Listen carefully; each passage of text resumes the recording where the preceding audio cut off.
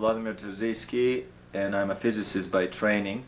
I have degrees from Tokai University in Japan, bachelor degree in physics and master degree in electronics.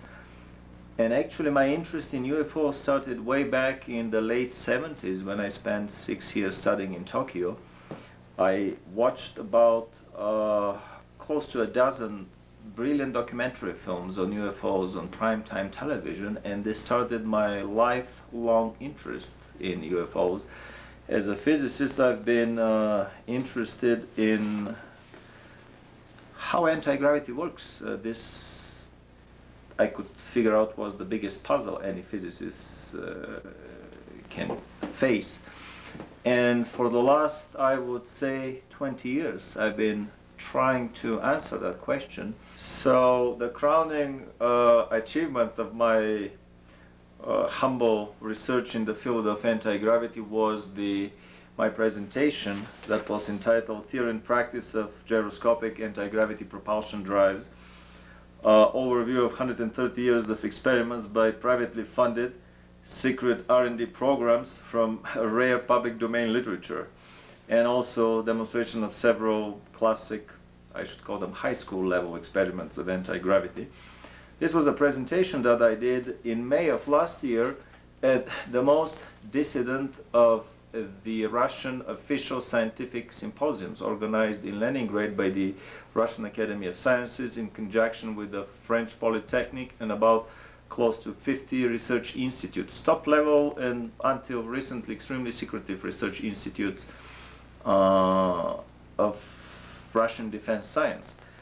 And the interest was so overwhelming that on top of the normal 30-minute presentation, I was asked to do an additional seminar, which developed into my usual late-night marathon. So the first night we did a 6-hour marathon for all the participants of the conference. I was showing them my huge video collection of alternative research in anti-gravity.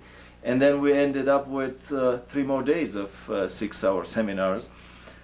I've done lecture tours, extensive lecture tours of Japanese universities, of Russian research and academic establishments and secret defense establishments. I've spoken to conferences in England.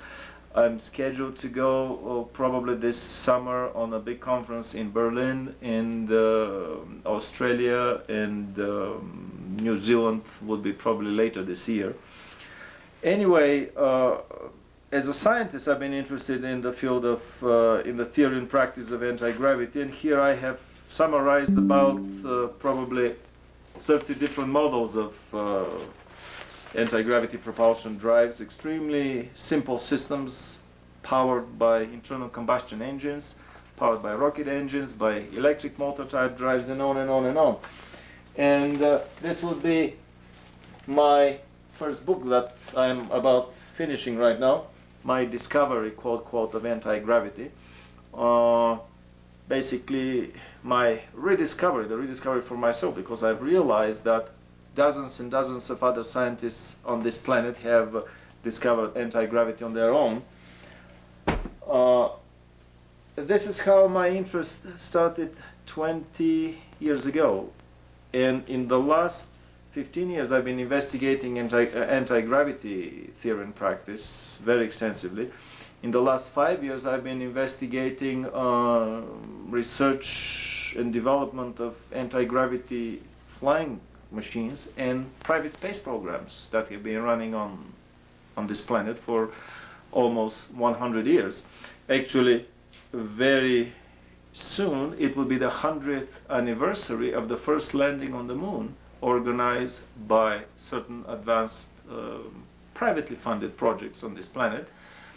A project that was described in a science fiction format in Jules Verne's book From the Earth to the Moon, and also I think H.G. Wells has a similar book with a similar title, with several dissident scientists that were associated with such high-level secretive projects, primarily with Mr. Al Bielek. We organized the American Academy of Dissident Sciences, the American Academy of politically incorrect sciences, that is, the politically incorrect natural sciences. Anything that comes out that doesn't fit the existing academic paradigm in any field of hard science is something that we include in our list of close to 100 titles of books, videos, extremely rare materials that can be found in no database, in no public library, that have quietly disappeared from the public domain literature, although everything has been published or printed some time ago.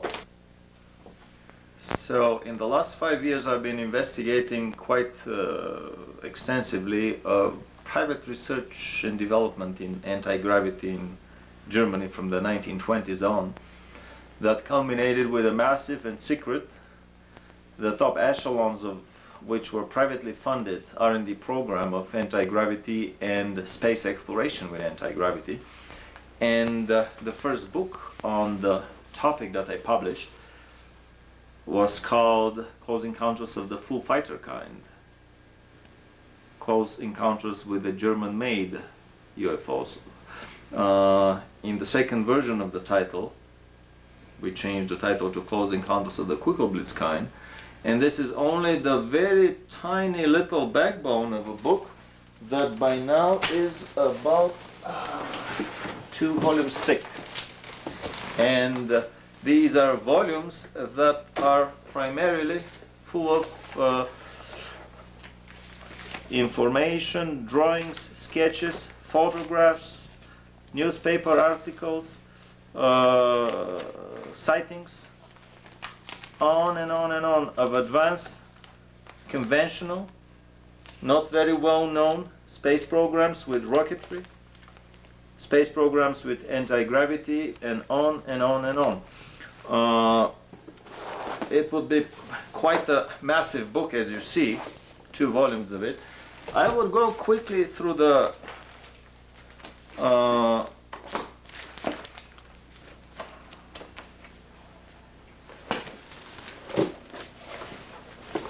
bibliographic references about German anti-gravity devices. Most of these references I've received through a very good friend of mine that runs the German research project, Mr. Henry Stevenson. You'll probably have the pleasure to interview him in a while.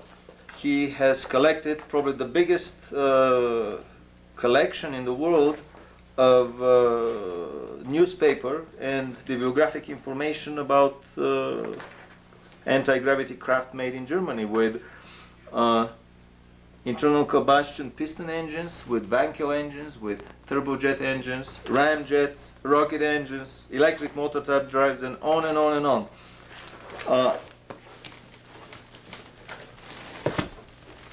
The pictorial evidence is really voluminous, and these are basically the photographs that I've been preparing for the new book. Jim Nichols, a good friend of mine, has been drawing UFO related topics for more than 20 years, and in my opinion he is one of the top several best artists of UFO illustrations. A simple device, unmanned device that was made to chase Allied bomber formation, the Kugelblitz, has been rumored in numerous books. However, for the first time we would show here an original page that came through several revelations from the German secret societies. An original page hand-drawn by the engineers on that project, with the second version of that device, the main version of the Kugelblitz. We see the pilot sitting here, we see the main anti-gravity propulsion with a simple electrically driven gyroscope, and we see the energy systems in the back and the armaments.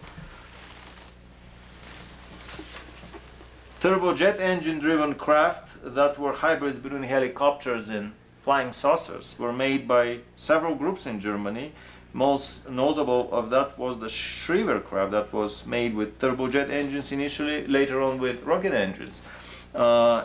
Many rumors have been published in numerous articles about the Shriver craft. However, this is the first photograph, real documentary photograph of a flight of that craft, and we see quite a steep angle of climbing, indicating that this is a craft that possesses powerful anti-gravity capability. A shot taken on the testing ground in Germany during the war, early 40s.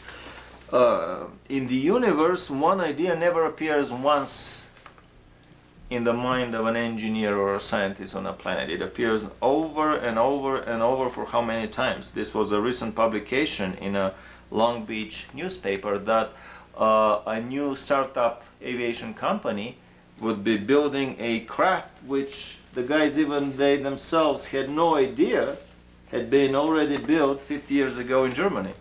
A giant circular donut-shaped propeller driven around by turbojet engines. Later models dispense with the helicopter propeller surfaces, opting entirely for gyroscopic anti-gravity. The whole body of this craft would be spinning around, minus the cabin in the center, driven by standard issue aviation BMW and UMO turbojet engines that were used for the first operational turbojet fighter, the Messerschmitt 262. Rocket engine craft were built, which simply we would skip here because there is no time to cover them all. They had exoatmospheric capabilities. They could go in orbit. They could go in extended parabolic orbits. They could leave the gravitational pull of the planet and possibly go to the moon and come back in not more than several hours on a truckload of liquid oxygen and a truckload of alcohol, basically fermented mashed potato derived methyl alcohol, the standard fuel for the V2 rocket engine.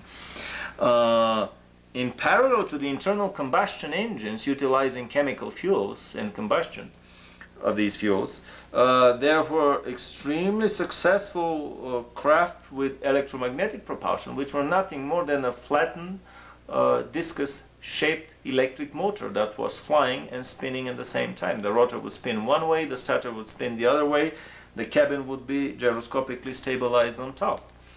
And these were even more effective in exoatmospheric and orbital and space flights because they were not restricted in any way by the terrestrial atmosphere. However, the most interesting German designs were done not by the army. So far, what I basically discussed, all these designs projects are accepted to have been secret projects run by the army, which means that they are not that secret after all. Way above the German government were the privately funded projects of the secret societies, about which almost no one of all the other social engineers in Germany knew anything. The Vril Society was founded in the early 20s to do research in time machines, and they realized that their time machine also possessed anti-gravity capability.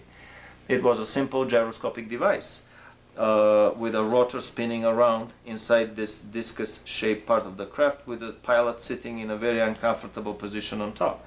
Rumors of this device have been supported recently with original documentary sketches, drawings from the pages that were released by 2 documentary films by the German secret societies.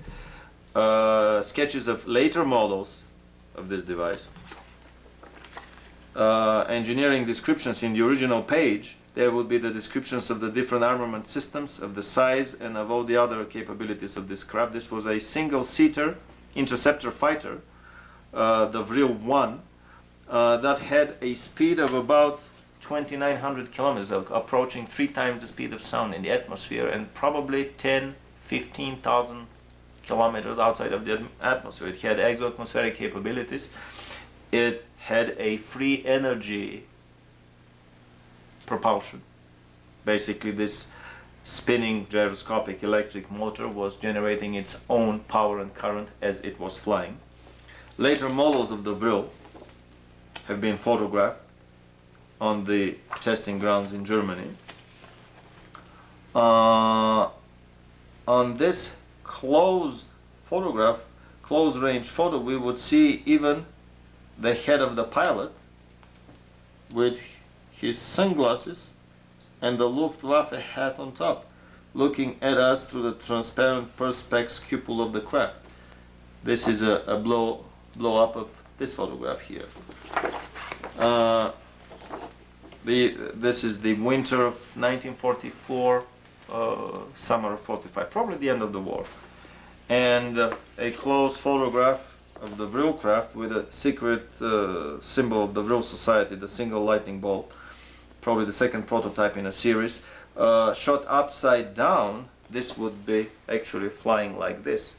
And this round thing in the very middle is the gun mounting platform, pedestal, so to speak. In parallel with the Vril Society, there was a secret society within the SS, which itself was a secret society. That society was called the Black Sun. They engaged in building of much bigger dreadnoughts, the so-called Honeybu series of craft, which were designed as tank killer craft. They were about 20-25 yards in diameter. They were weighing about 100 metric tons, about 200,000 pounds, and were armed, funnily enough, initially with some very conventional weaponry. Close-range photographs of low-level flights almost hanging motionlessly over the testing grounds in Germany at the end of the war. I mean, this is just a very small part of the photographs that have been published in Germany in the last several years. Little by little, even original sketches of different propulsion systems, different types of propulsion, utilizing different placement of the gyroscopic spinning surfaces inside the craft. Here we see propulsion with several drives for an increased lift. These craft were powered by the tachyon electromagnetic drives, which by rumors, by speculation, and by uneducated guess were nothing more than hollow spheres full of spinning mercury, diameter of about, I would say, probably 7-8 meters, about 2-story tall spheres full of spinning mercury that would create the spinning electromagnetic field to lift the craft in the air. Original page from the engineering drawings calculating the reflection of the anti-gravity wave at the curvature of the skirt of the craft, which was nothing more than, it looked like an inverted radar dish. Later models were armed with tank turrets, standard issue Tiger tank and Panther tank turrets with 75mm guns. A photo identification specialist was able to identify the model of the gun, the model of the turret, and we can go on forever. This is a shot from underneath the craft, diameter of about 25 yards, 25 meters, 3-story tall, and 100 metric tons, which is about as tall, as heavy as a good-sized steam locomotive. That's why this 10-ton Tiger tank turret was absolutely no problem for the 100-ton heavy steel plate armored craft. This is a Tiger tank turret mounted on the underside of the craft. We see the Luftwaffe cross, the turret itself, the gun mount, and the safe 75mm gun here. Bigger craft were built. This was Honeybo 2. Honeybo 3, the only prototype of that craft that was built was a dreadnought size, football field size craft, 71 meters in diameter, about 230 feet in diameter. It was 10-story tall on the center axis. It had four giant tachyon electromagnetic drives, hollow spheres full of mercury. Probably each of them was about 3 stories tall, full of spinning mercury inside. And it was armed, funnily enough, with standard issue naval artillery. These are triple gun turrets, naval turrets, 3 on the bottom and 1 on top, that were utilizing the guns for the cruiser. Just a second. That was the. I'll figure it out. Another Schleswig-Holstein, but remember the name of the cruiser that these guns came from?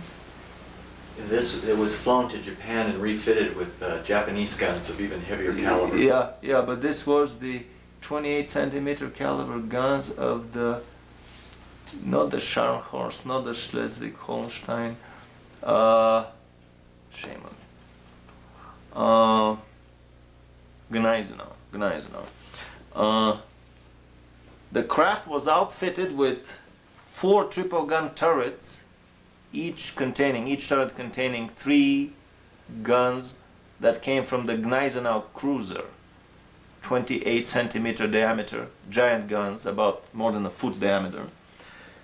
The craft lifted up on its maiden flight in April 45, flew around the globe, visiting the last remaining German strongholds, their secret bases still operating in Greenland, flew over the United States, over South America, visited the German secret bases, quite probably in the Amazon jungle, in southern,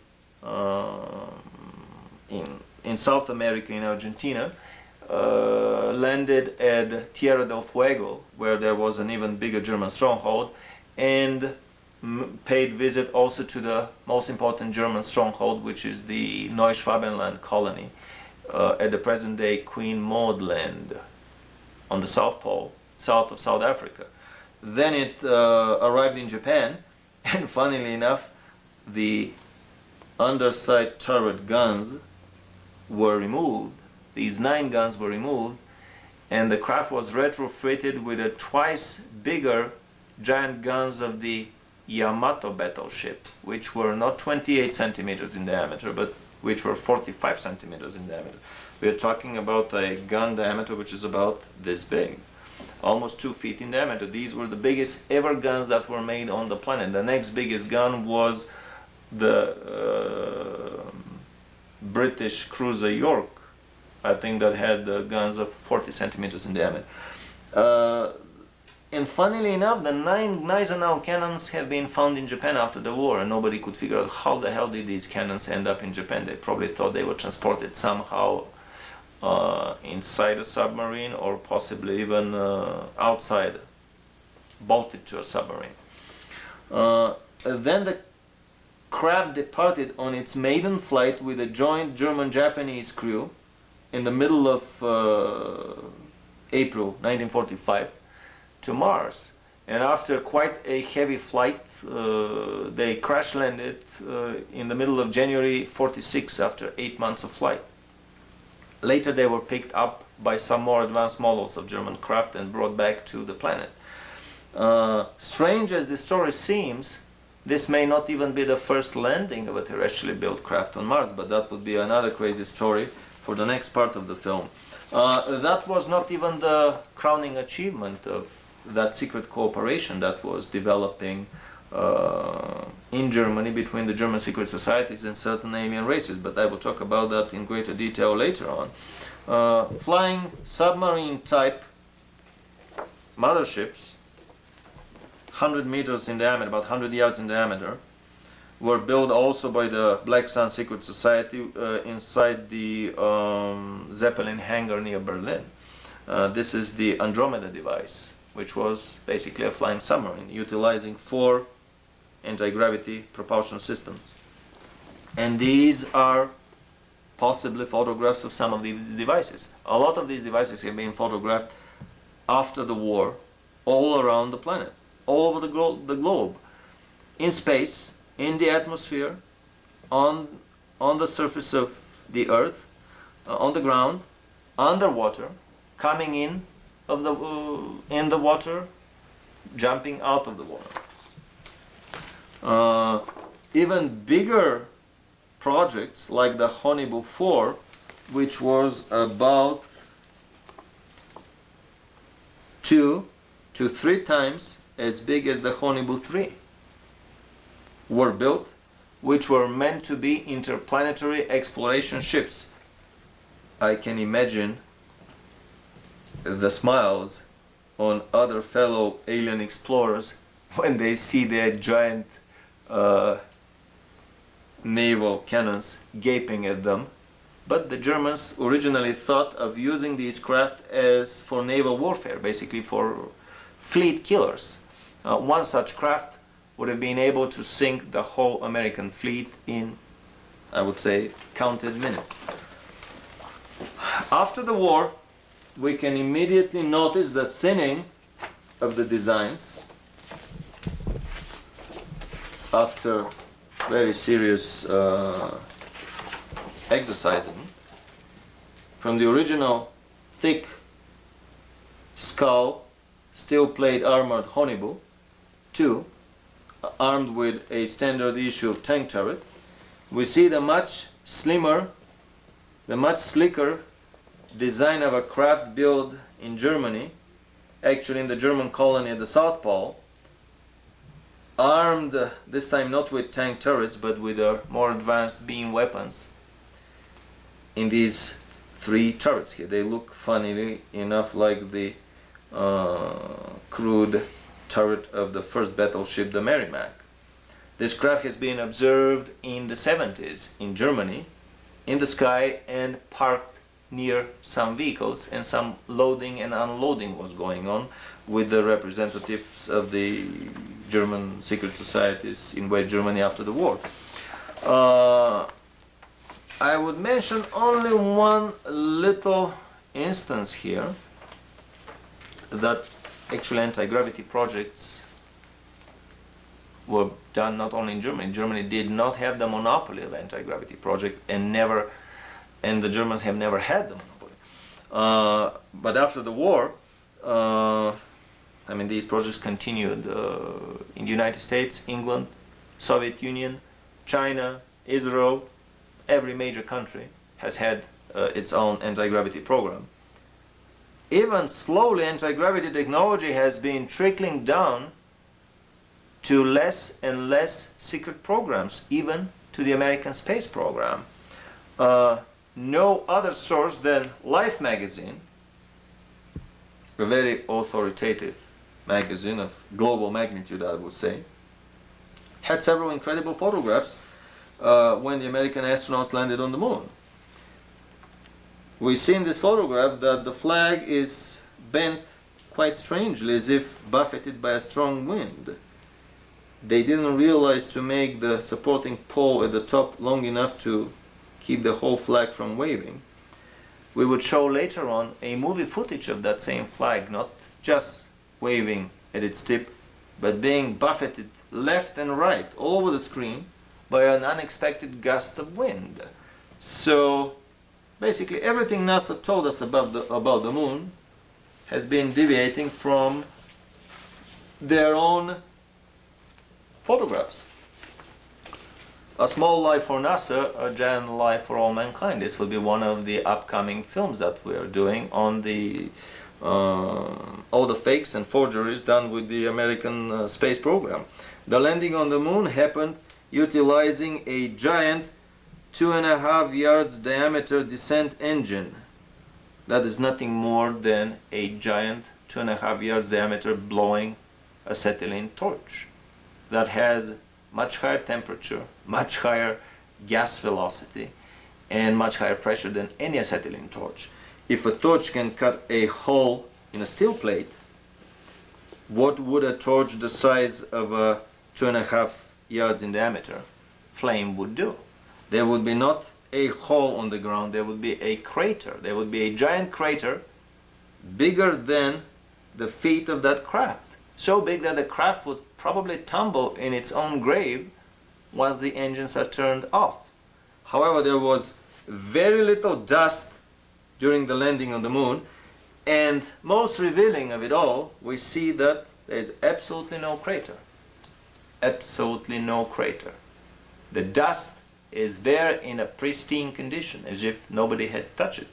All the astronauts, when they walked on the moon, they said it is like a soft powder snow, it is like a white powder, and this powder state was basically 6-7 feet away from this roaring, blasting rocket engine, supposed rocket engine. My feeling is that this was a camouflage anti-gravity drive that NASA had to use, that NASA was allowed to use by the secret government, because of the much bigger gravity on the moon. And NASA's been lying about the real gravity on the moon, because bigger gravity can support atmosphere, which all these waving flags of the Apollo astronauts pretty clearly show. But atmosphere on the moon can support clouds, precipitation, water, and even life. And true to their habit of putting the biggest secret out in the most open place, because they know that this is the best place to hide a secret in bold view of everybody, Life magazine has a message to the American people and to the whole world that maybe there is life on the moon. In later issues we would see photographed giant lakes on the moon's surface, in confirmation of rumors that I've heard about, for example, a famous American journalist, radio journalist, that saw a private 8mm movie in one of the Apollo astronauts' homes after everybody got drunk after midnight. The astronaut pulled out the reel, and that movie was nothing more than several of his Apollo astronaut friends and that astronaut himself dressed in bathing trunks, water skiing, towed by a normal speedboat. Everything was normal and earthly. They were in bathing trunks, no gas masks of any kind. However, the surroundings of that lake were definitely the moon scenery. And the astronaut kind of confirmed with half tongue, that with half, as we say, with half mouth, that, well, after the end of the Apollo flight, we were taken to the real base on the moon as a token of gratitude for us keeping our mouths shut. And one of the tricks that they showed us was water skiing on the moon lakes. And later on we will see some photographs of these lakes. Back to the secret societies, which have been the generator, the locomotive of real scientific progress on the planet for the last a lot more than 100 years. The very simple and obvious question, why didn't Germany win the war if it had all these weapons, suddenly loses its very meaning if we realize that most of the German secret societies have been just the branches of the same American secret societies, and wars have been done for all other kinds of purposes but for the purpose of destroying Germany or Britain and the Allies and the United States. So all of these incredible projects were done in Germany, apparently with alien technological assistance and shoulder to shoulder, hand to hand cooperation in the giant German underground bases with close to 12 alien races. All these rumors have been confirmed again recently, and this is information that has not been published before. The Vril Society had several mediums that were used to channel information by one alien race, the Aldebaranians, from one of the planets from the basically there are 2 inhabited planets circling Aldebaran, which is 68 light years away, let's say about 65 light years away from Earth. And these 2 planets formed the Sumer civilization. That same civilization had a finger in the creation of the earliest Sumer civilization on our planet, and they've been secretly working with, among other races, the Aryan race, for their viewpoint on our planet. These mediums were channeling technological and scientific information for the real secret society. And here we see even some simple devices utilizing batteries and electrodes and utilizing the long hair of the mediums to apply some electrical voltage, or possibly even some alternating current. I have no idea what kind of voltage that was.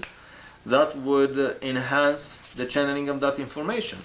The map of the planet Sumi, circling Aldebaran, has been channeled and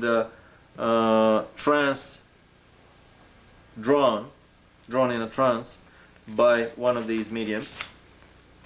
The landscape of that planet, with giant seas and very steep mountains, and some space-going battleships hanging in the sky, on and on and on.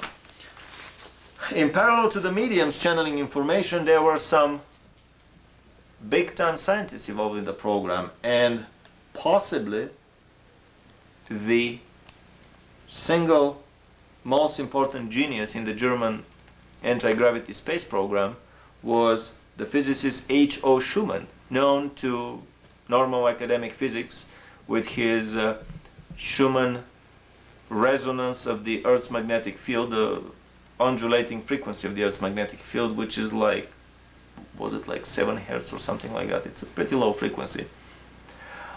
Or the Schumann cavity in the stratosphere, which can be used for transmission of energy, which Tesla was using to transmit energy around the globe for free. H.O. Schumann designed for the real society the first gyroscopic time machine in the early 20s, I think 1922. That was built in the Messerschmitt factory near Wolfsburg, according to rumors coming from these German documentary films. And this is his signature here. Copy of the original page of this gyroscopic machine. We see the rotor spinning around, and the cabin is probably on top. How this gyroscope would create a time shift is still a puzzle to me, but the Germans soon discovered that this gyroscope would also levitate from time to time. And enhancing the levitation properties of that gyroscopic contraption, they arrived to their first and free energy gyroscopic anti-gravity system called the Vril 1 drive Antrieb, which was nothing more than a spinning electric motor. The rotor would spin one way, the stator would be gyroscopically stabilized. And later on, much bigger models of the Vril craft were built. Actually, we saw the Vril early on in the photographs. Here I can just show briefly some of the pictures here. This is the Vril craft.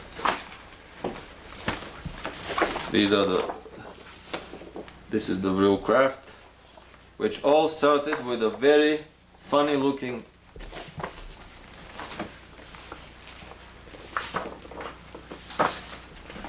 contraption built.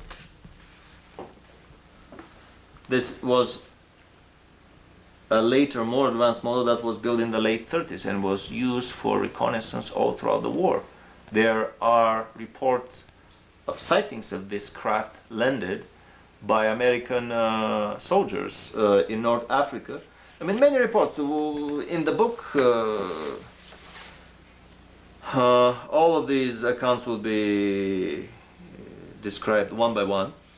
At the end of the war, the Vril Society built a giant craft, 45 yards in diameter, 5-story tall, 15 yards tall. That was the Vril 7. This was an interplanetary exploration craft. That's why all the other conventional engine, rocket engine driven interplanetary craft were probably never built, because these were way more advanced. The engine, the gyroscopic engine, basically a discus shaped electric motor that was built inside the Vril 7 craft, was tested first by bolting a seat to the engine. It was a free energy engine, basically generating its own energy as it was flying, and it was flown in the air. We see the pilot here holding his hand. This is a very bad quality photograph, and this is a Mercedes-Benz car here parked in the background. In the documentary film we have this in black and white. Photographs of the Vril 7 in flight. The craft made several interplanetary flights,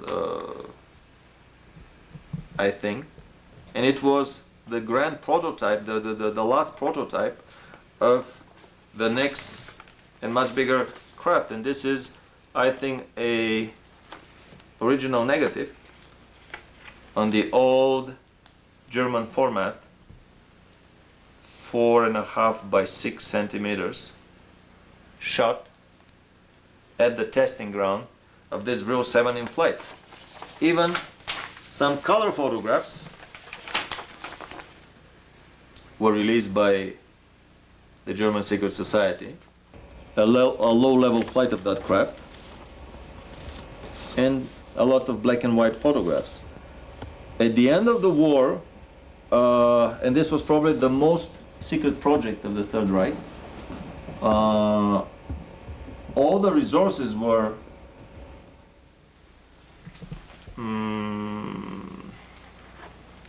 what would you say for resources? All the resources were centralized. All the resources were marshaled at the building of the most secret program at the end of the war. This was the Vril Odin craft. I repeat again, all of these craft were built with alien technological assistance. We have discovered a lady that was an Allied spy in a German underground research facility, and she was working shoulder to shoulder with aliens. She is in her 70s, living all the way down in Australia now. All she could say was to sigh very romantically and to remember, gee, these were so beautiful people. Every time I would walk past them in the underground galleries, I would fall in love with every one of them. Anyway, the Vril Odin craft was finished in April 45, and these are possibly beam weapon turrets. It was already, the Germans possessed quite a powerful beam weapon technology. The KSK Kanone, the Kraftstrahlkanone, the force beam cannon, was made in diameters of 2 centimeters, 4, 6, 10, possibly even bigger, larger diameters, which would give it a pretty large range. And better quality color photographs. These craft had such a powerful electromagnetic field that would warp and bend the light, that when photographed they would be grotesquely deformed. And actually this is one of the signs of an authentic photograph, when the craft is not symmetrical along some of the axes. And this is the first color photograph of the Vril Odin in flight. Odin is a Scandinavian god of what was it, of thunder? No, not partially thunder. You're thinking of Thor. Yeah. Odin was the chief god of the Swedes, and in other guises, Wotan in German is the German pronunciation. Wodan is from which we get our English word Wednesday, for instance. So it's a pretty universal god in the Germanic North. Basically in the Nordic cultures, and quite probably the aliens that were working with the Germans were Nordic genotype themselves, so it is natural that they would go and work with the Germans. There are hundreds, if not thousands, of other alien races working, each one with their fields of interest. Probably black-skinned aliens work with the population in the African countries, yellow-skinned Asian-type aliens work in Asian countries. There are even such narrow specializations that I know of a contact case in Bulgaria involving several children, and their aliens told them that we contact only Bulgarians because your language is extremely close to our ancient language of so many hundreds of thousands of years ago. So there is an extremely close specialization here. I never even thought of making a statement that the Germans had a monopoly on contact with aliens during that time. On the contrary, I mean, aliens have been quietly working not only with the secret societies, but also with dozens of, with untold number of terrestrial scientists, with people in the arts and literature, entertainment, every field of human endeavor, to speed up our progress and to prepare us for the slow and gradual realization that we are not the only thinking race in the universe. Back to the Vril Odin craft and the crazy story about that craft. The Vril Odin was the first terrestrially built craft that possessed superluminal or warp speed capability to fly faster than the speed of light. And that craft departed on its maiden flight after quite probably several tests around the planet, possibly even to the moon and back. It departed on its first maiden warp speed flight in April 45, about a month before the war ended in Germany, from the Earth, from the solar system, from the sun, towards Aldebaran, which is about 65 light years away. And the craft covered that distance in 20 terrestrial years. They arrived at the two Aldebaranian planets in the mid-60s. All the crazy tabloid stories about German astronauts disappearing in space and then coming back in the 60s, in the 70s, in the 80s may not be that far from the truth. I would not call this a purely German program. I mean, this already is a joint global program involving scientists from all other countries. The second prototype of that craft, the Vril Edun, departed later than the first. I have no idea whether this is the second one, but they were basically sister ships. However, it had more powerful warp speed system. First, it went and picked the crashed Honeybu 3 crew from Mars. That was sometime after January 46. They crash landed on Mars in January 46. Brought them back to Earth and then departed for Aldebaran and made that flight in considerably less time. I have no idea how long that was, but it was probably not more than 10 years, 10 terrestrial years. Even that has not been the crowning glory of German research and development. Actually, I would call it global secret government and development in conjunction with aliens. Little by little, I have realized that all the science fiction films that we've been seeing in the last 1 century, time machines, anti-gravity, space flights, warp speeds, time tunnels, space stations, crossbreeding of humans and aliens, genetic engineering, may have been nothing more than belated designer leaks for educational purposes from the secret societies about their own super secret R&D programs. We all saw the film Stargate very recently, a fascinating film about the possibility of traveling through the universe, not through warp speed, because warping it around the universe would not take us very far away. You can warp your way around your galaxy, but beyond a galaxy's dimension, warp speeds become extremely unpractical because they are too slow. A way more efficient way to travel throughout the whole universe and even to other neighboring universes is the time tunneling. And Stargate, as a science fiction film, has been probably nothing more than a belated revelation about similar design done in Germany in the late 30s. These photographs, although quite suspicious to me, may be nothing more than a strange shaped electric generator rotor, stator. But we have to realize that given the exact know-how, the engineering technology to build a Stargate device is not much more different than the technology needed to build this machine.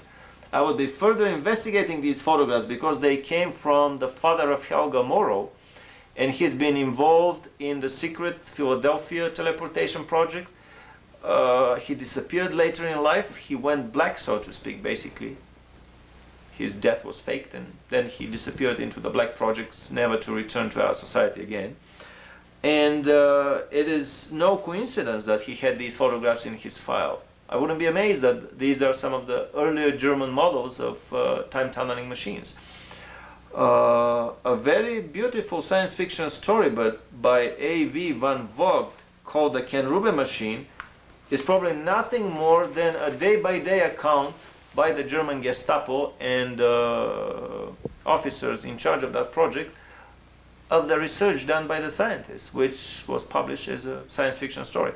The technical description of time tunneling in that science fiction story is extremely detailed, and according to the accounts given by physicists that took part in these projects later on, like Al Bielek, it is highly plausible. It is highly unlikely that a science fiction writer like A.V. van Vogt would figure out to such great detail the physics of time tunneling around the universe. I mean, that story of him was published in 1942, almost before the end of the war, which is almost 50 years ago. The latest stories that I've heard are that not only probably everything we see on Star Trek is a reality, it is not a science fiction from the 24th century, but it is a working 9-to-5 business day reality for the elite scientists and officers that work on these programs. Most of them have been probably born on the moon. The story is that there is already a fourth generation of Earthlings that have been born on the moon, and most of them have never come to the planet for security reasons.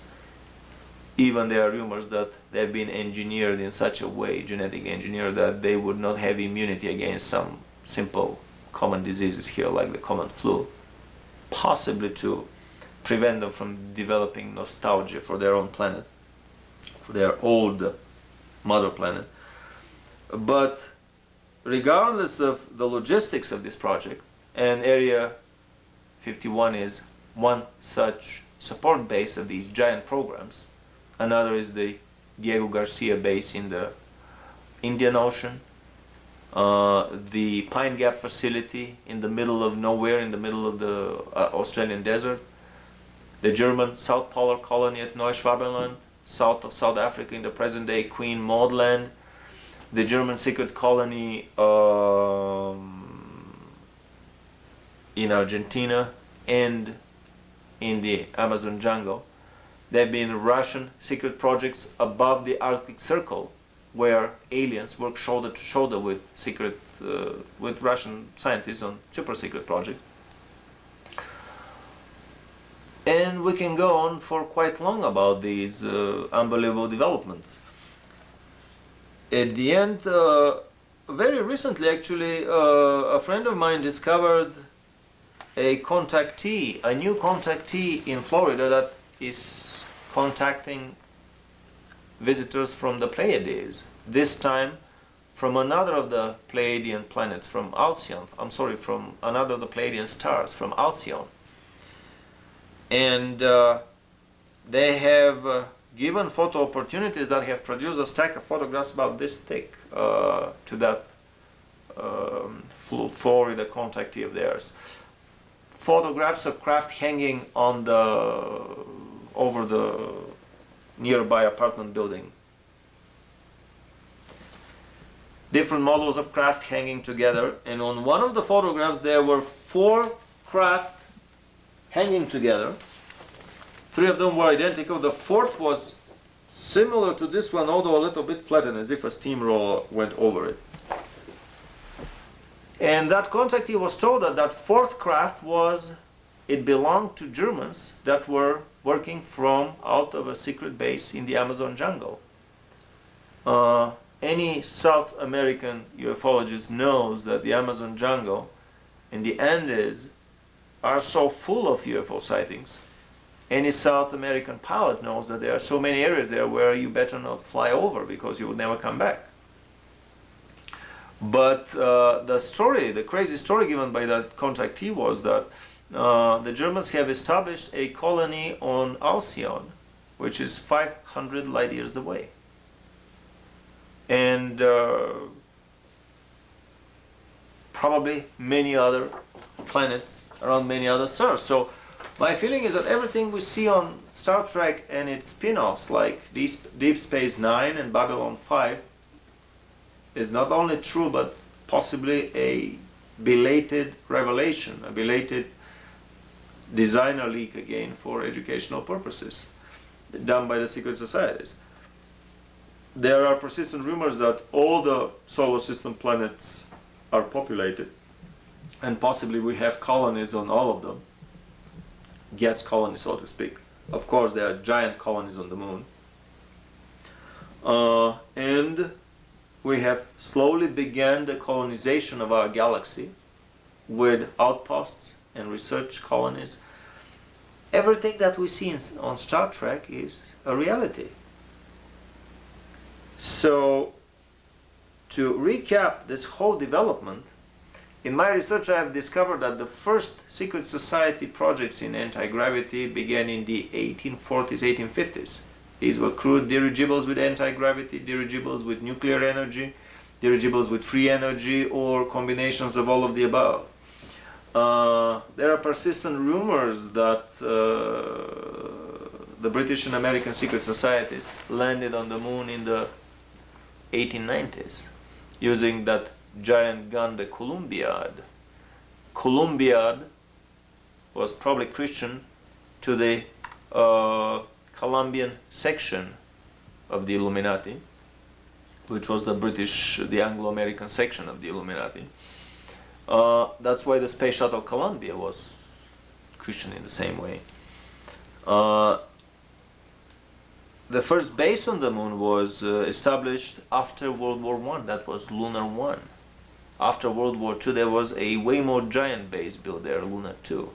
Obviously, at the end of every global world war, when all the coffers of the national treasures are drained and emptied, and all the personal finances of the population in the belligerent countries are exhausted, we realize that all of these finances are gathered through the world banking system and channeled in these monstrous projects.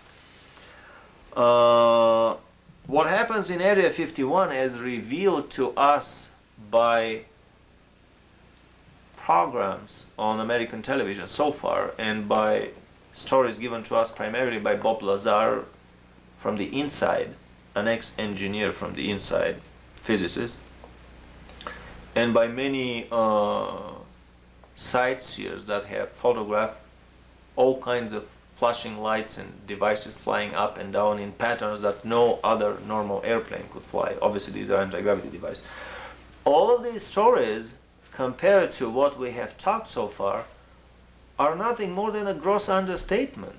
True as they are, possibly there is an element 115 driven anti-gravity system that powers some of these alien crap that Bob Lazar is talking about.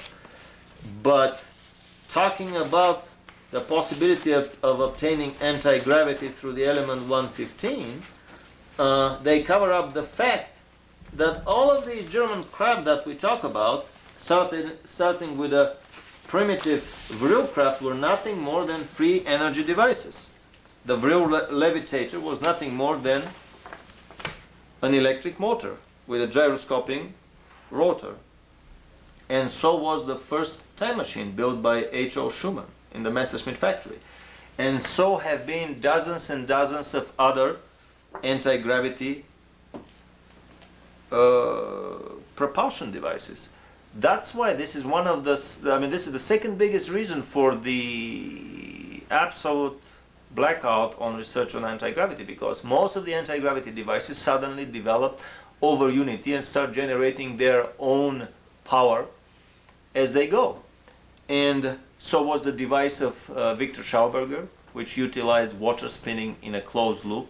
So was the device of John Searle and many others. In my upcoming book, the third book in the series, which would be called Alice in Saucerland, I would go in great detail over these secret programs. This is voluminous information about private projects, high technology projects, secret transfer of technology behind the smokescreen of the Cold War to the Russians by their American mentors, development of nuclear-driven craft by the Russians after the war, the building of the Forrestal space platform at the end of the war, possibly utilizing the German Andromeda type devices, just linking several of them in orbit. If I can find the thing again, but if I can. Yep, this is the Forrestal platform. This is an artist's sketch of an orbital station, but there's persistent rumors that joining several of these 100-yard long space-going submarines, the first space station was built in the late 40s with several of these Andromeda type devices, the first one of which was probably built before the end of the war in Germany. Possibly this whole device was cloaked with the Philadelphia invisibility technology so that it won't be seen even with the naked eye. As have been many of the other projects. Mind control has been, projects in mind control have been the major way of keeping secret these numerous privately going saucer projects. So all of these are backed by the secret governments. Who's are they working with our governments? What is the structure here? I've been asking the same question. Actually, let me finish a little bit with some anti-gravity physics here. Okay. For those of us, just a quick second.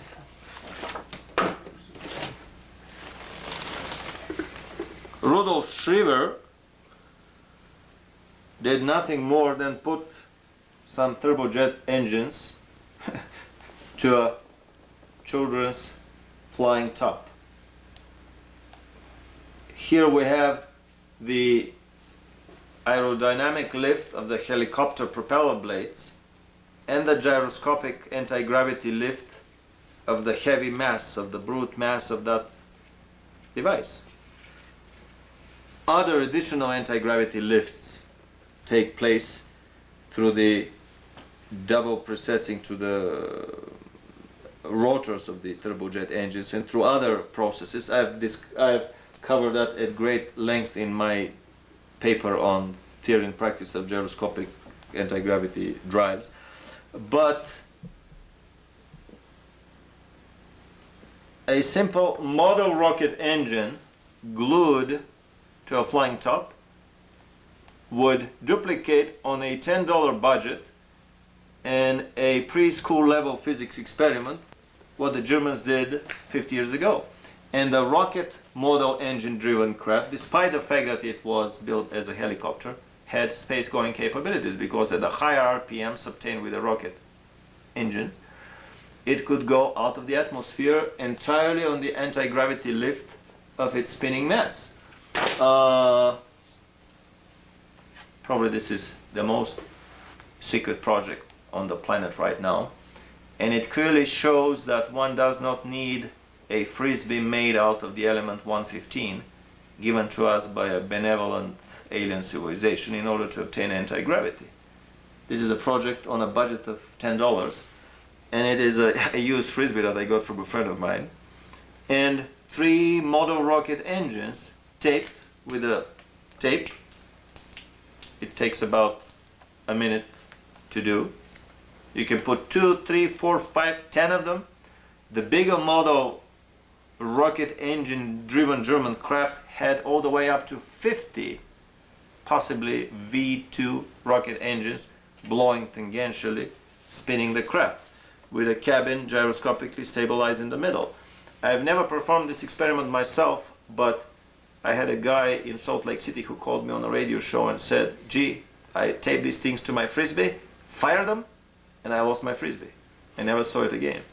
So this is an extremely easy way of obtaining anti-gravity on a budget of $10.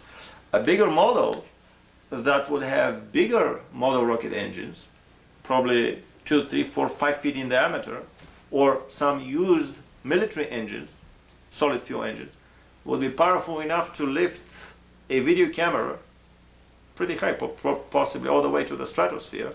The problem would be how to retrieve the parachuting pod with a camera and the video after the flight, but I think that the local hobbyists would be able to solve that problem. And this is one of the biggest secrets of the American secret government. This is a working model of a saucer-shaped craft that flies not only through the aerodynamic lift of this propeller blade, basically a helicopter propeller type blade, a ducted fan blade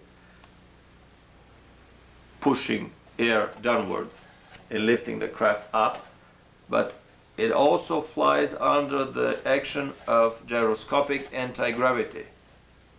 The instruction manual says that the craft would never fly if you ignite the engine. If you ignite the engine and just drop it, it would fall on the ground. Or if you set it on the ground, it would never lift up under its own power. What you do is, at the moment of throwing, you spin the craft in the anti-clockwise direction, looking at the craft from down up. So throwing the craft and spinning it in the anti-clockwise direction gives the additional gyroscopic anti-gravity lift of the spinning body, which added to the propeller lift would lift the thing up. And this is a $30 toy that I bought from, not Area 51, but from Toys R Us. Probably after this documentary film, this toy would be blacklisted and withdrawn from circulation, and special agents to the government would be circling around hobby stores, removing the remaining models from circulation. But this is a pretty good working device, and the Germans had built similar looking devices during the war. This is another discovery of anti-gravity, next to the numerous others by an enthusiastic inventor who has been probably tapping into the never-ending information channels in the universe without realizing it himself. Anyone who wants to discover anything, basically a strong dedication and a belief that sooner or later you will get the you would get the idea, you will get the inspiration, the revelation about your quest will eventually bring you to the goal. This is how my whole quest started 20 years ago as a physicist trying to discover how anti-gravity works. I never even imagined the magnitude of the craziness that I would discover and the magnitude of all these secret projects.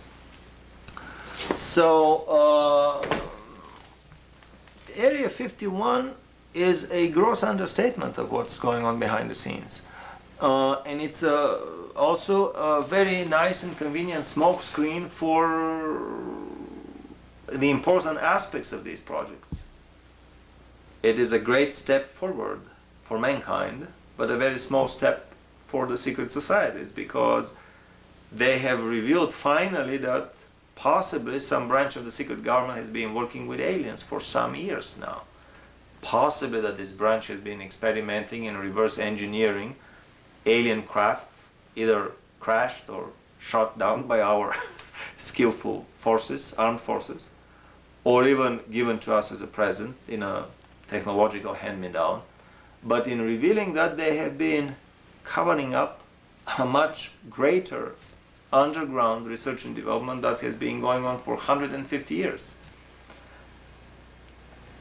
As a product of secret cooperation between terrestrial secret societies all over the globe. I mean, all the nations are quietly working. And not only the secret societies have the monopoly of technological contact with aliens. A lot of scientists and inventors are contacted individually. Certain alien races would never work with the government, because the government is interested in nothing more than increasing the destructive potential of their weapons platforms. They would work only with private individuals and only on peaceful or medical technologies, for example. I mean, all these numerous stories of people coming with crazy solutions that nobody has ever heard before. Nobody can even figure out how the hell they work. Out of absolutely nothing, out of nowhere, they come with some new strange devices. A lot of these people are even unconscious contactees without realizing it. Either direct face-to-face contact or telepathic transmission and so on. So back to Area 51, obviously by revealing 5% of what's going on, or 0.5%, they're covering up the remaining 95%.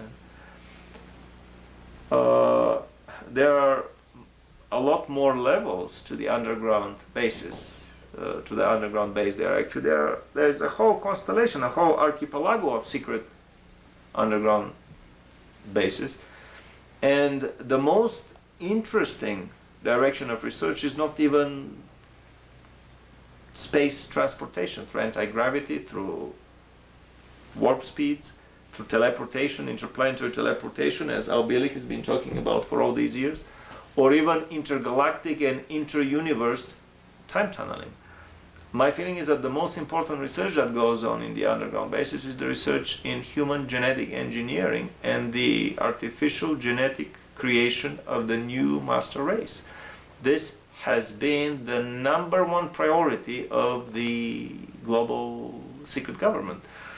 And again, we have to turn to science fiction to clues about what has been going on.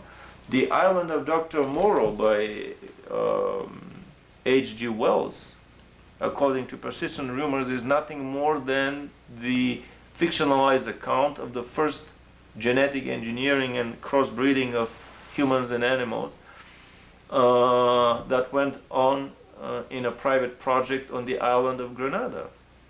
There are even persistent rumors that the American invasion in Grenada was not aimed at the lazy, drunken Cubans building their bomber airfield in that far corner of the island, but the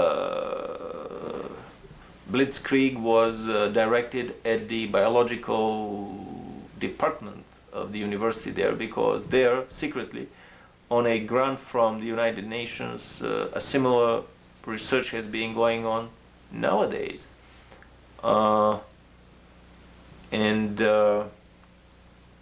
Research in human genetic engineering and crossbreeding of humans and animals, humans with aliens, you name it, they are probably crossbreeding it and experimenting with it. I know a medical doctor who basically, how should I say, who basically talk his way into a super secret research facility south of Los Angeles, between Los Angeles and San Diego.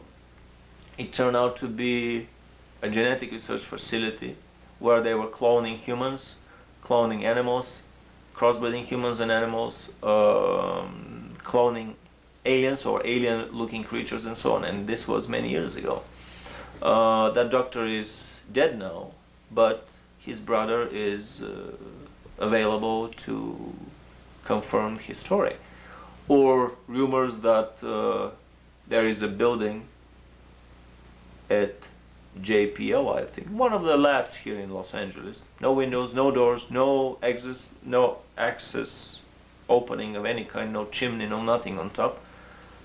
So you take an elevator down instead of up in a building nearby, by similar to launching a ballistic missile. The researcher and the security guard have both to put their keys into two locks and turn them at the same time, something like that. And then the elevator goes down instead of up, despite the fact that there is no button indicating that it can go down, indicating that there is a whole floor beneath. So the elevator goes down, you open the door and walk through a long corridor between this building and the building in question. And there the same procedure is repeated again with the other security guard. Your key and his key will take you up to the labs. Security guards that have worked in these facilities have simply said, don't ever ask what's going on. You don't want to know what's going on. The Russians have built a monumental genetic research facility on the Wrangel Island, which is north of the Arctic Circle and close to the Bering Strait. All of these facilities, underground facilities, this archipelago, this giant Frankensteinian archipelago of genetic research facilities have been linked with the underground magnetically levitated tube shuttle system, not only the American bases, but North American and South American bases operated respectively by Americans and Germans. American and Russian bases have been linked through the Bering Strait underground tunnel. There have been tunnels probably dug under the oceans, or possibly they have used old tunnels built by aliens hundreds of thousands of years ago that have been crisscrossing our planet all over. Remnants from the numerous alien star wars that have been going on, nuclear wars that have been going on for 250,000 years on this planet. So, as usual, what is revealed to us is a tiny little speck in the much bigger and greater spectrum. And by revelation of a small percentage of the truth, they're creating a giant smoke screen to cover the bigger story. The most important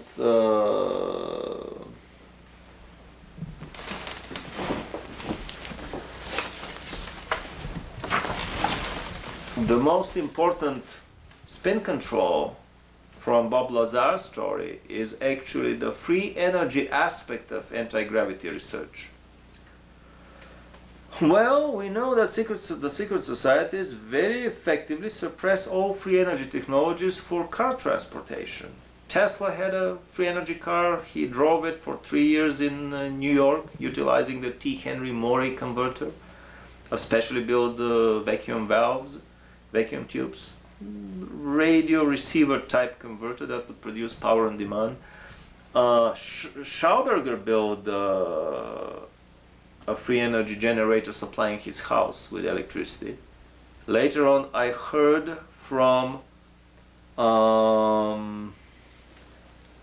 Colonel Phil Corso, who was the Ollie North's equivalent of the Eisenhower administration, basically the man in charge of secret science projects with the Eisenhower administration. He himself supervised a project where a Victor Schauberger type free energy water circulating, closed loop water circulating system was installed in a car, and the car was running normally. And many others, I've heard stories, numerous stories of free energy devices. They've been effectively suppressed because if I buy a car that would not need a drop of fuel, I would not end up spending as much money as I spend on the car for fuel for the next 10 years. Basically, the fueling tax is a type of taxation that speeds up our gradual socialization and gradual unification of our economic level on the whole planet, and allows at the same time of tremendous astronomical finances to be collected for all these secret projects. So Bob Lazar's element 115 is the step taken to its next level. In the same way as all the petroleum producing companies have been selling us gasoline for all this, what is it now, close to a century. In the same way, they would love to continue selling us the fuel for the flying saucers, for the privately built, for the private saucers that would probably become available finally for the general mass market in the next century. And what a better and more expensive fuel than the element 115, a fuel that is not even from this planet. Guess who is going to be supplying that to us? But the same companies that are now running the gasoline scam. So my feeling is that this is a tremendous long shot of preparing the population on the planet that even in the next century, with the saucers, we would still have to pay dearly for our fuel. Unlike, for example, the Germans that had all of these advanced space-going craft running on free energy. The Hans Kohler converter was used in the bigger Honeybull type craft. So for me as a physicist and someone, I've done a lot of research on free energy and interviews with the major researchers in free energy here in the United States, like John Kelly, for example. We carry his videotape and his catalog, his book. For me, that's the most interesting part of the Bob Lazar revelation / spin control. And the other interesting element of that is that basically, well, Bob Lazar's saucers are not the first saucers built on the planet. Actually, somebody landed on the moon with a crude anti-gravity contraption almost a century ago. This April would be the 50th anniversary of the first warp-speed flight on the planet. I've heard stories that there is an anti-gravity museum on the moon with all kinds of incredible stuff. Some of the contraptions, you wouldn't believe your eyes when you see them. How the hell were these people able to go to the moon? They are probably plywood built, glued, homemade devices that were able to take their inventor to the moon. I've been hearing very interesting stories lately that actually the moon is governed by, there is a very strong terrestrial presence there, and a lot of the real estate has been bought up by the big banking families, and they have their private estates up there. But the moon is under the jurisdiction of a planetary federation, basically under the federation government. And so anyone who reaches the moon is considered a refugee. Anyone who jumps the Berlin Wall over from East Berlin into West Berlin had won his freedom. In the same way, any terrestrial inventor who has built a flying saucer and flown to the moon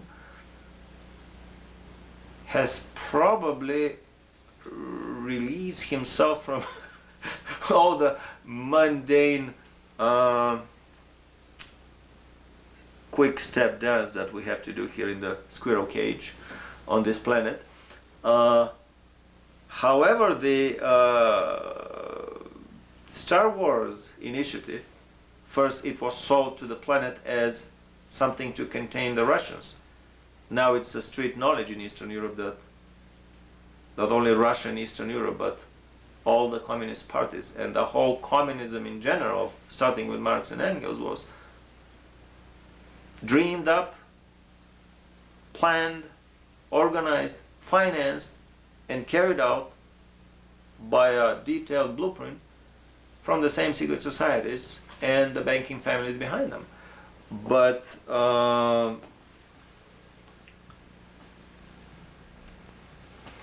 the Star Wars have been so that there was, everybody from the secret societies knew that the Russians are not our enemies, that they are actually one more social experiment into totalitarian social control, which proved to be ineffective, as did fascism in Italy and Nazism in Germany and many other bigger or small experiments. Then they tried to sell Star Wars to us as a means to fight the invading aliens, which is another big baloney, probably bigger than our solar system. Because with the advanced weapons that the aliens possess, I mean, it will be laughable. It will be exactly like the Germans trying to shoot with their Gneisenau cannons at the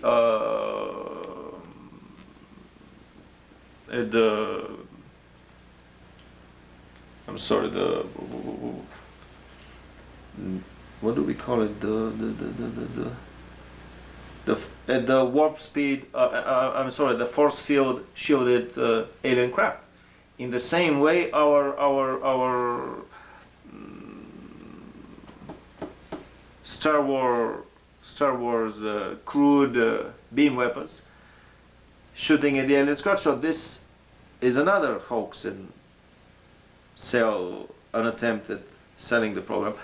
I've heard stories that actually Star Wars was built as a permanent Berlin Wall on the planet to prevent people from escaping it. And a funny story that a private Japanese project with funding from the Japanese bankers built a craft, anti-gravity craft. The project was carried out by a Japanese aristocrat from a very old family, Japanese baron, basically. They were warned by the Illuminati never ever to leave with that damn thing off the planet. The Japanese showed them a very polite middle finger and departed, and they were cleanly blasted out of the sky by the Star Wars capabilities on ground and in orbit, cloaked with the same Philadelphia type invisibility technology. So that documentary footage that we saw some time ago about an anti-gravity craft being shot at directly by a probably ground-based beam weapon, they didn't elaborate in the television program. Everybody in ufology has seen the footage. They probably wanted to paint the picture that these were two alien ships shooting at each other just in time for the next appropriation by Congress for money for the Star Wars program. My feeling is that this is the ground-based Star Wars device shooting at another government flying saucer. Of course, everything is calculated so that it would be a near miss. But it shows that I mean, the actual state of affairs is quite different from what has been painted in the press. Can you address how you feel this all adds up, how all this relates to the millennium?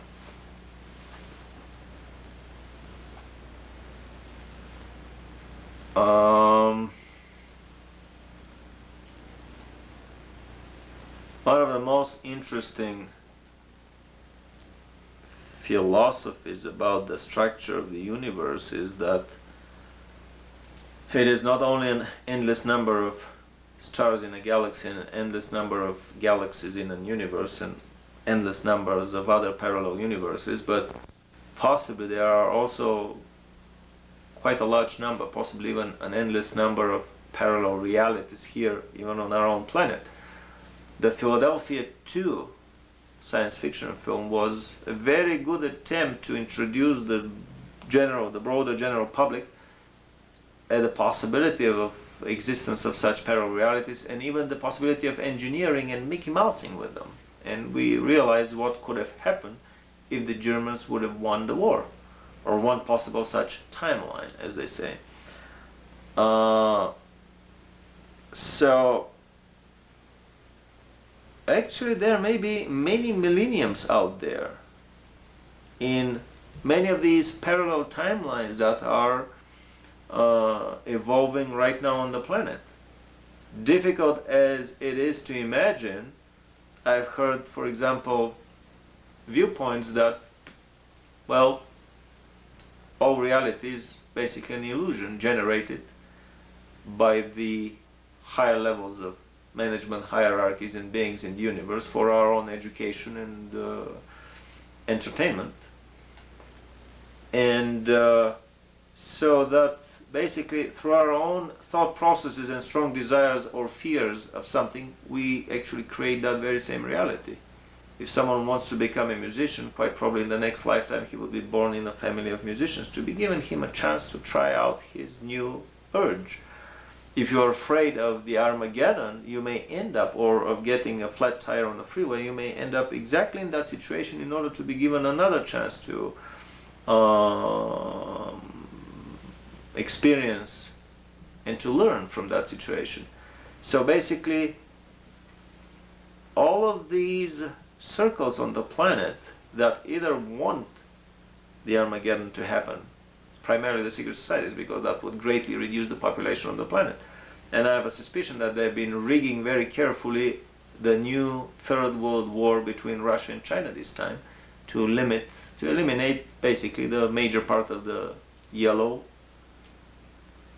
and the black skin population from the planet, to finally create the one race planet, which all of the aliens have been saying that this is the prerogative to our full joining of many space fraternities and of much quicker progress forward, regardless of what the race would be that would remain on the planet. Obviously, the white race, with all these technologies given to them, is planning to take a gain on all the other races. I mean, this is probably the viewpoint of the Anglo-American secret societies. There is not a small number of people in the planet that believe that there will be a very smooth transition to a rosy new age with singing fountains and harmonious waterfalls and all the descriptions that we've gotten through literature and films about the new age. And my feeling is that that also may be true. Simply that would take part in another parallel reality, in another parallel timeline. And on and on and on and on. I don't know how many such parallel timelines may be. Maybe there is one for every one of us. That's a little bit different from everybody else. I agree that this is quite a split personality, quite a split universe type schizophrenic viewpoint of reality and a schizophrenic paradigm. But my simple, humble research into a very narrow area of anti-gravity as a physicist has proved to me now and again, over and over, that the universe is way more crazy and way more complicated and way more schizophrenic and tabloid than the most such far out and marginal expectation that we may have of it. So my feeling is that there may be many parallel millenniums. There will be the Armageddon millennium for the fundamental Christian community. There may be the New Age millennium for the enlightened New Age community. There may be a UFO evacuation from the planet, from believers in that reality and so on. Major figures are scheduled to arrive on the planet. And it's not only the Bible, but the Urantia book, which is also basically the next installment and the continual revelation of the biblical story of the Trinity and their management effort on our planet. Both of these sources claim that there will be a second coming of Jesus Christ. Michael of Nebadon, according to your Urantia book, basically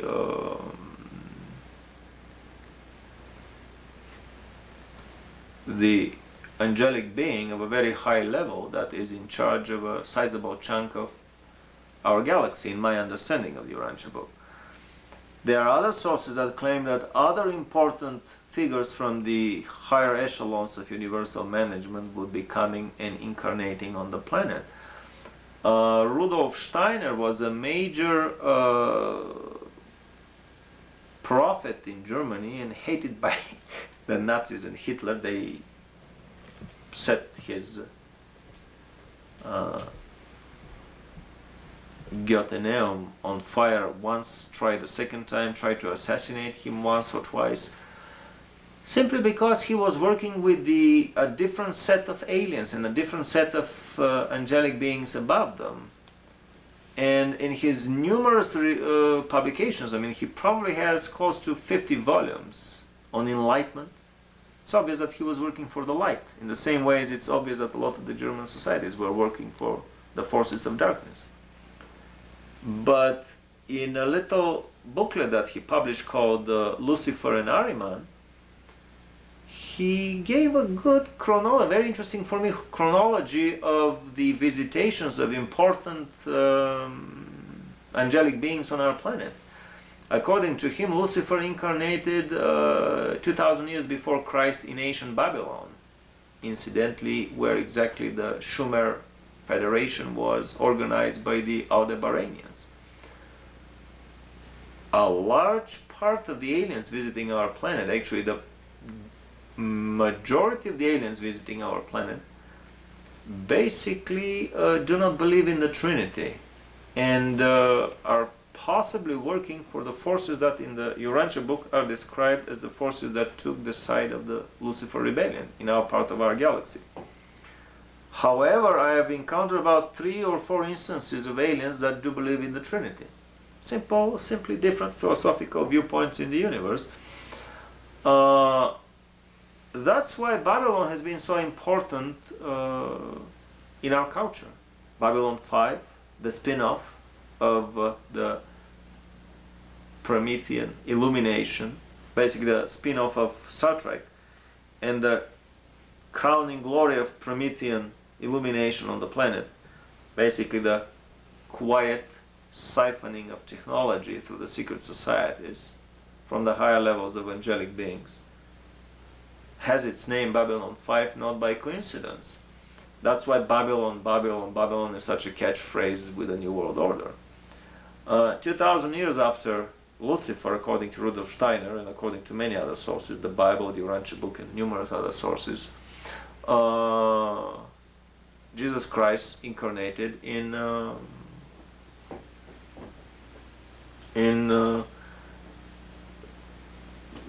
where's that?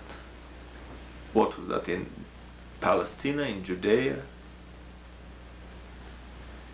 in the ancient lands of present-day Israel. However, there is another important personality scheduled to appear on the planet, according to Rudolf Steiner, and this personality is Comrade Ahriman. Comrade Ahriman is the leader of the dark forces of the universe. I wouldn't say the whole universe, possibly at a smaller level of within our universe. And inasmuch as the Illuminati and a lot of the secret societies have been working with the forces of light in Shambhala in the same way, and Lucifer behind that whole thing, in the same way, Ahriman and the forces of darkness and Agartha have been grouped in a different grouping. Terrestrial secret societies, aliens above them, these aliens subcontracting for an even higher level of angelic beings, all of these forming management pyramids. The forces of lightness of Shambhala, the forces of darkness of Agartha, and numerous other even higher levels of management that we have no idea about. I'm telling this all because a lot of these millenniums that we're talking about are nothing more than the storybooks, the script books for the end of this century and the beginning of the next century, designed by these different management hierarchies. And maybe they would try to kind of arm twist each other and try to play all of these different script books at the same time on the planet. Maybe the whole reality around us as we know of it would be split into many parallel timelines, and each one of them would be given the conducting rod to play their own concert into their own timeline.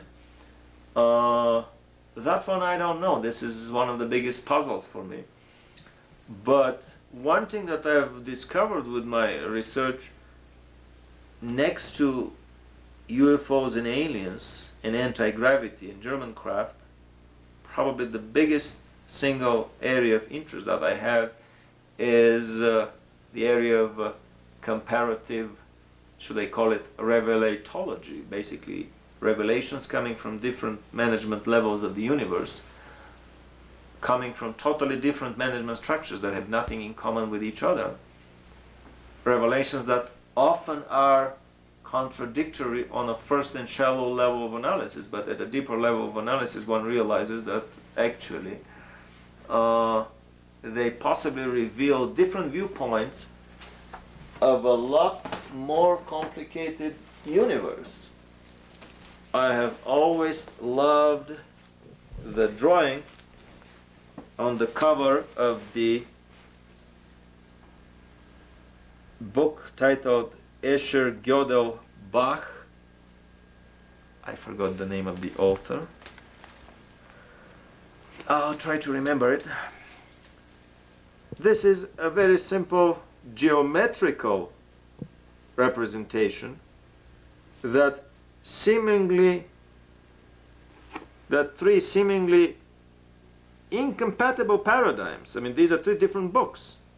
Three different letters. They have nothing in common with each other.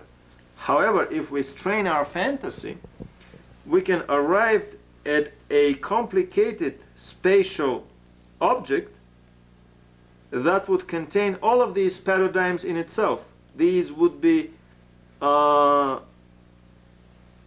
viewpoints. This complex universe viewed from here would create paradigm B. Viewed from a different angle would give paradigm G, and so on. Not only that, but actually this same set of letters, E, G, B, in a different combination can create another paradigm. And these two are incompatible again. Here we have only three such cornerstones. In the universe we have probably an unlimited number of such viewpoints, which would make the universe extremely more complex than this simple little geometrical metaphor that we have here. My idea is that instead of all of these religions on earth fighting with each other, who has the more important key to the universe and who has the bigger secrets to the universal treasury, they may realize sometime that actually all of them are just simple little viewpoints of a much bigger, much grander universe.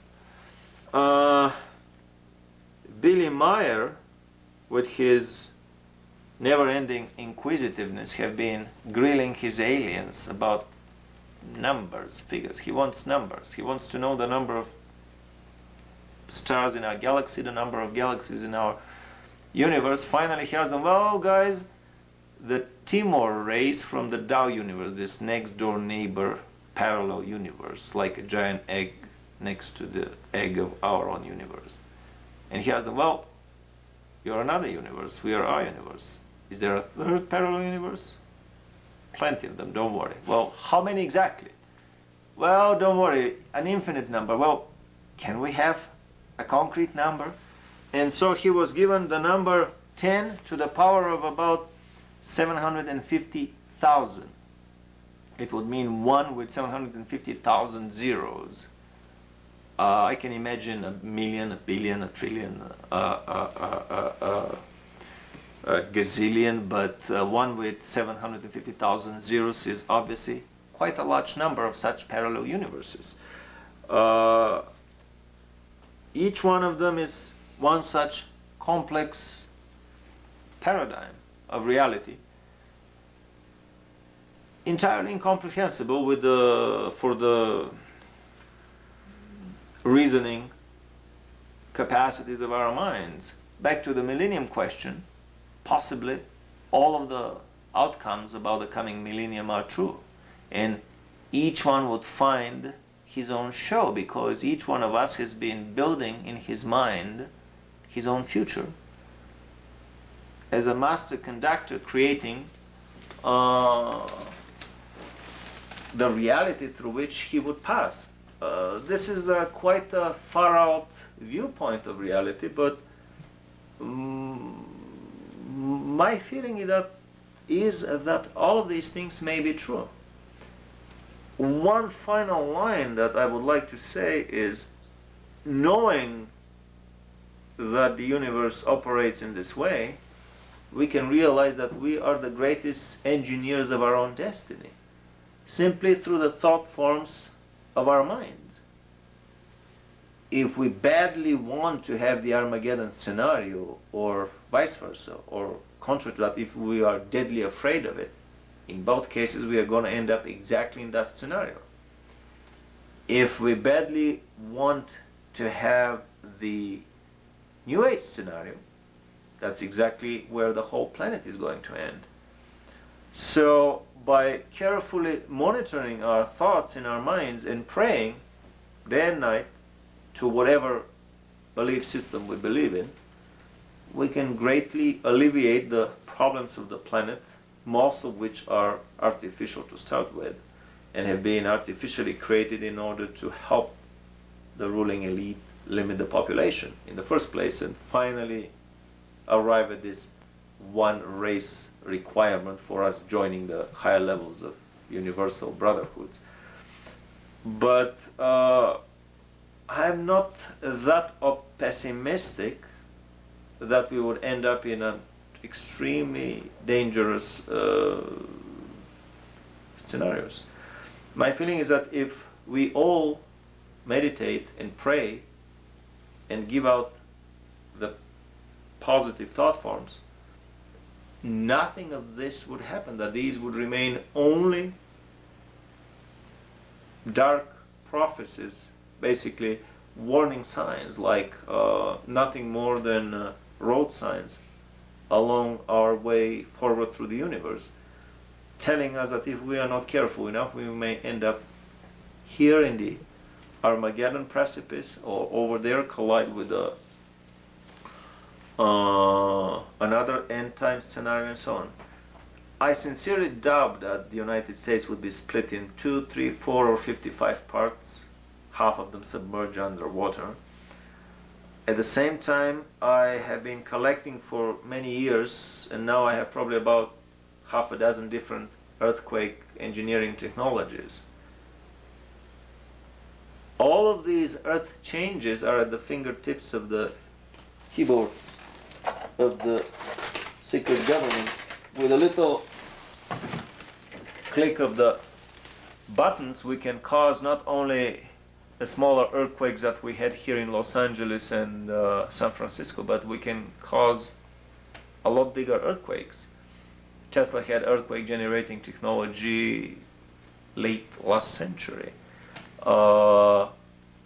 Thomas Bearden has been talking about the Russians further developing the Tesla scalar howitzer technology and its spin-offs for earthquake generation, basically for earthquake warfare.